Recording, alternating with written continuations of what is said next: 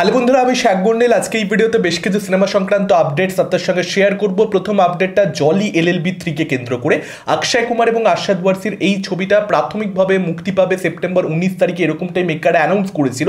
কিন্তু এখন জানতে পারা যাচ্ছে মেকাররা কিন্তু অন্যরকম ভাবছে।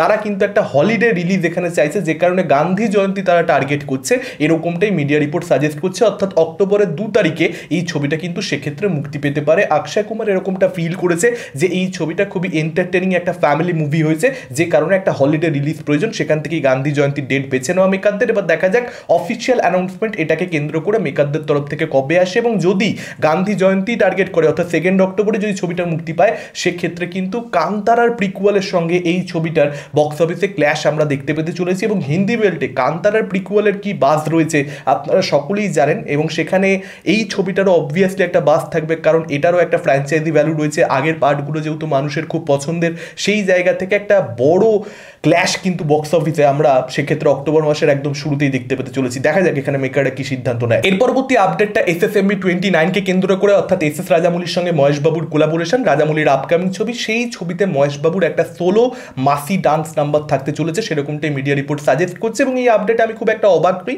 এটা যে থাকবে। রাজামৌলি সবসময় মাসকে কেটার করে, মাসকে মাথায় রেখে সে তার ছবি বানায়, যে কারণে এটা থাকবে, এটা অবভিয়াস একটা আপডেট। এবং প্রিয়াঙ্কা চোপড়া কিন্তু ছৌ ডান্সের লেসেন্স নিয়েছে এই পার্টিকুলার ছবির জন্য, সেরকমটাও আপডেট আসছে। এর পরবর্তী আপডেটটা কুলিকে কেন্দ্র করে, রজনীকান্ত এবং লোকেশ কানাগরাজের কোলাবোরেশন, তাদের আপকামিং ছবি, যেটা মিড আগস্টে মুক্তি পাবে আমরা সকলে জানি। যেটা জানতে পারা যাচ্ছে, খুব অদ্ভুত একটা আপডেট অ্যাকচুয়ালি আসছে। মিডিয়া রিপোর্ট সাজেস্ট করছে যে মেকাররা কিন্তু এখানে কোনো ধরনের টিজার বা ট্রেলার ড্রপ করবার পরিকল্পনা তাদের দিক থেকে নেই। তারা মনে করছে এনাফ বাজ অলরেডি ছবিটাকে নিয়ে রয়েছে, গানগুলো ড্রপ করাই যথেষ্ট, যে কারণে তারা সম্ভবত এখনো অবধি অফিসিয়ালি অ্যানাউন্সমেন্ট এটাকে কেন্দ্র করে নেই, তবে টিজার ট্রেলার সম্ভবত তারা এখানে ড্রপ করবেই না। দেখা যাক শেষ অবধি কি হয়। আমার মতে এটা খুব একটা ভালো সিদ্ধান্ত নয়। আর ডেফিনেটলি বক্স অফিসে যে নাম্বারটা আসবে সেটাই হয়তো আসবে, হয়তো ওপেনিং কালেকশনে কোনো রকম কোনো প্রবলেম হবে না। কিন্তু আমি দর্শক হিসেবে একটা ছবি দেখতে যাওয়ার আগে সেটা টিজার ট্রেলার দেখতে পেতে চাইবো। অ্যাটলিস্ট টিজার যদি নাও হয়, অ্যাটলিস্ট একটা ট্রেলার মেকারদের ড্রপ করা উচিত বলে আমি মনে করি।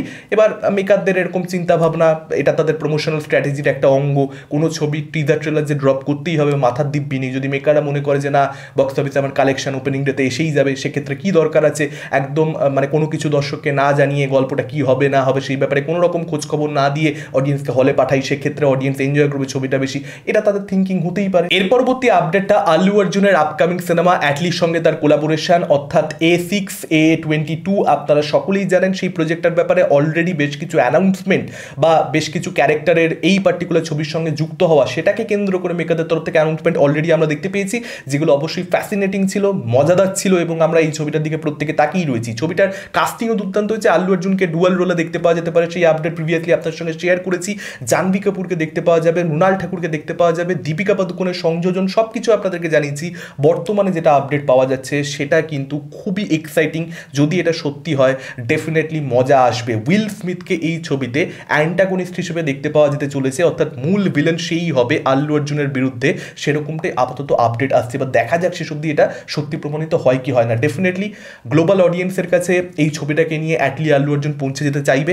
সেই জায়গা থেকে এরকম একটা কাস্টিং, বিশেষ করে যেহেতু ছবিটা একটা বড় বাজেটের ছবি হতে চলেছে, ম্যাসিভ স্কেলের ছবি হতে চলেছে আমরা জানি, তো শুধুমাত্র ইন্ডিয়ান মার্কেটের কথা মাথায় না রেখে সেই অনুযায়ী কাস্টিং করা, যাতে করে গ্লোবাল অডিয়েন্সও এই ছবিটাকে দেখবার কথা ভাবে। শুধুমাত্র বাইরের দেশে যে সমস্ত ভারতীয়রা থাকে তারা নয়, তার সঙ্গে সঙ্গে যেরকম রাজামৌলি ট্রিপল আর অনেক দর্শক ওয়েস্টে দেখেছে, ঠিক সেরকম একটা চেষ্টা এখানে হয়তো বা দেখতে পাওয়া যাচ্ছে। রামায়ণ আর মেকারও যেটা ক্র্যাক করবার চেষ্টা করছে, সেম জিনিসটা হয়তো এখানে আল্লু অর্জুন অ্যাটলি করতে চাইছে। দেখা যাক শেষ অবধি কি হয় না হয়। আর একটা যেটা আপডেট, চতুর্থ নায়িকারও আপডেট এসেছে অ্যাকচুয়ালি। রশ্মিকা মন্দানাকে আপনারা এই ছবির মধ্যে দেখতে পেতে চলেছেন। শুধুমাত্র দীপিকা, জাহ্নবী, মৃণাল নয়, তার সঙ্গে সঙ্গে রশ্মিকাও থাকবে, এবং খুব একটা ডেয়ারিং ক্যারেক্টার, যেরকমটা সে তার কেরিয়ারে করেন সেরকম একটা ক্যারেক্টার, এটাই আপডেট আসছে। এবং রশ্মিকার সঙ্গে যেরকম ইকুয়েশন আমরা আল্লু অর্জুনও দেখতে পাই পুষ্পা ফ্র্যাঞ্চাইজির মধ্যে, সেরকম কিন্তু এখানে হবে না। এখানে তার থেকে অনেকটা আলাদা কিছু, হাটকে কিছু মেকাররা প্রেজেন্ট করবার কথা ভাবছে, সেটাই আপডেট। এবার দেখা যাক শেষ অবধি এই কাস্টিংয়ের আপডেটগুলো কতটা সত্য প্রমাণিত হয় না হয়। এর পরবর্তী আপডেটটা দেবের আপকামিং সিনেমা প্রজাপতি 2 কে কেন্দ্র করে, যে ছবিটা শুট অলরেডি লন্ডনে স্টার্ট হয়ে গেছে, আপনারা সকলেই জানেন। এই ছবিতে জ্যোতির্ময়ী কুণ্ডুকে নায়িকা হিসেবে আপনারা দেখতে পাবেন দেবের বিপরীতে, সেরকমটাই আপডেট প্রিভিয়াসলি ছিল। তিনি তো থাকছেনই, তার সঙ্গে সঙ্গে ইদিকা পালকেও কিন্তু অন্যতম গুরুত্বপূর্ণ চরিত্র অভিনয় করতে দেখতে পাওয়া যাবে, সেরকমটাই আপাতত আপডেট আসছে। এবার দেখা যাক তার ক্যারেক্টারটা এখানে কতটা ইম্পর্টেন্ট হয় না হয়। নেক্সট আপডেটটা রামায়ণকে কেন্দ্র করে, নিতেশ তিওয়ারির রামায়ণ, যেটার কয়েকদিন আগে ইন্ট্রোডাকশন ভিডিও ড্রপ করেছে মেকার অফিসিয়ালি, প্রচণ্ড প্রশংসিত হয়েছে, এবং সেটা হওয়াই খুব স্বাভাবিক, এতটাই স্ট্যান্ডার্ড হাই ছিল ছিল সেটা। আজকে যেটা আপডেট এই ছবিটাকে কেন্দ্র করে 86 ক্যামেরা সেটআপে এই পার্টিকুলার ছবিটাকে শুট করা হচ্ছে সেরকমটাই জানানো হচ্ছে, এবং তার সঙ্গে সঙ্গে এটাও বলা হচ্ছে যে ভিএফএক্স মেশিনটা অ্যাকচুয়ালি ব্যবহৃত হয়েছিল ইন্টারস্টেলারে ক্রিস্টোফার নোলানের দ্বারা, সেই ভিএফএক্স মেশিনই কিন্তু এই ছবিটার ক্ষেত্রে ব্যবহার করছে মেকাররা, এবং বুঝতেই পারছি আমরা সেক্ষেত্রে যে আউটপুট কীরকম আসবে, এবং যেটার ব্যাপারে আমরা অডিয়েন্সরা খুবই কনফিডেন্ট। নর্মালি এত বড় স্কেলের কোনো কিছু যখন মেকাররা ট্রাই করতে যায় তখন কিন্তু সেটাকে নিয়ে একটু আমরা স্কেপটিক্যাল থাকি দর্শকেরা, যে আদৌ পারবে তো, আদেও যেটা বলছে সেটা সত্যিকারের হবে তো সম্ভব মেকারদের পক্ষে করা। কিন্তু এই ক্ষেত্রে এত বড় একটা অ্যাম্বিশিয়াস প্রজেক্ট হওয়া সত্ত্বেও কিন্তু কোথাও একটা কনফিডেন্স মেকাররা অডিয়েন্সের মধ্যে তৈরি করতে পেরেছে যে হ্যাঁ তারা কিন্তু ভালো কিছুই আনবে। এবার দেখা যাক সেটা তারা করতে পারে কিনা। আপনাদের মতামত কি আপডেটগুলোকে কেন্দ্র করে? কোন আপডেট নিয়ে আপনারা সবচেয়ে বেশি এক্সাইটেড? ডেফিনেটলি আপনারা সেটা আমাদের কমেন্ট করে জানাতে পারেন। এই ভিডিওটা ভালো লাগলে লাইক করতে পারেন, শেয়ার করতে পারেন। আমাদের চ্যানেল নতুন হলে চ্যানেলটাকে অবশ্যই সাবস্ক্রাইব করতে পারেন। আজকের মতন টাটা, চোখ রাখুন পরবর্তী ভিডিওতে।